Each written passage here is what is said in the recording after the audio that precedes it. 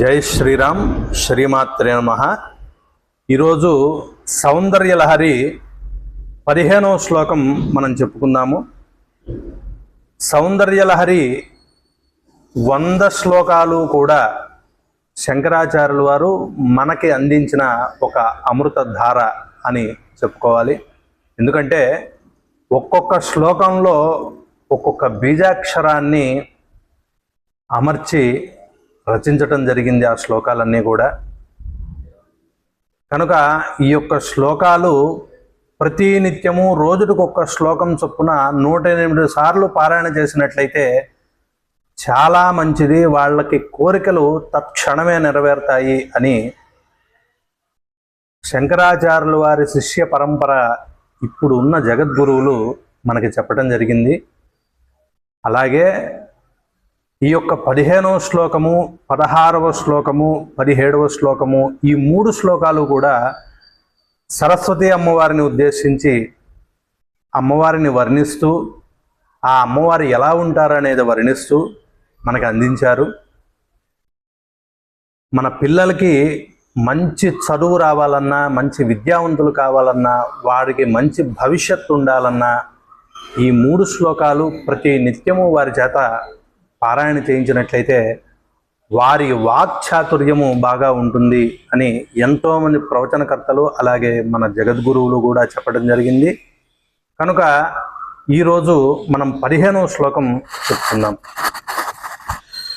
శరజ్యోత్స్నాశుద్ధాం శశియుత జటాజూట మకుటాం వరత్రాసత్రాణ స్ఫటిక ఘుటికా పుస్తకకరాం సకృన్నత్వా నత్వా కథమివ సతాం సన్నిదధతే మధుక్షీరద్రాక్ష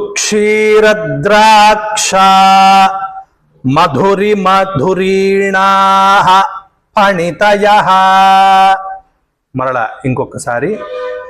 శరజ్యోత్స్నాశుద్ధాం శశియుత జటాజూట మకుటాం వరత్రాసత్రాణ స్ఫటిక ఘుటికా పుస్తకకరాం సకృన్నత్వా నత్వా కథమివ సతాం సన్నిదధతే మధుక్షీరద్రాక్ష మధురి మధురీణాః ఫణితయః. శ్లోక తాత్పర్యము. తల్లి భగవతి శరత్కాలపు వెన్నెలను పోలెడు తెల్లని దేహఛాయగల దానివిగాను, నెలపొడుపు చంద్రరేఖను కూడిన జుట్టు ముడి అనడి కిరీటము గలదానివిగాను, వరద అభయ స్ఫటికాక్షమాల పుస్తకములను 4 హస్తముల యందు గలదానివిగాను, నిన్ను ధ్యానించి ఒక్కసారి నమస్కరించునట్టి సత్పురుషులకు పూతేనె పాలు ద్రాక్ష ఫలరసములతో సాటివచ్చు మాధుర్యము గల వాగ్విలాస వైఖరులు ఎట్లు ప్రాప్తించకుండా ఉండును అనగా తప్పక అట్టి వాక్కులు వారికి ప్రాప్తించును అని భావము. హరి ఓం.